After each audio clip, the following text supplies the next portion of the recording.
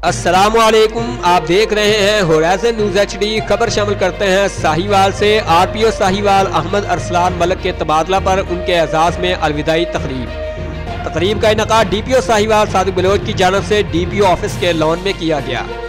अलविदाई तकरीब में commissioner Sahiwal division Ali Bahadur Kazi, deputy commissioner Sahiwal Syed Wajid Ali Shah, DPO Sahiwal Sadiq Baloch, DPO Pakpattan Faisal Mukhtar, DPO काड़ा Faisal Gulzar, SP investigation madam Shahida Noreen, जुमला SDP व सिविल इंतजामिया के अफसरान ने शिरकत की।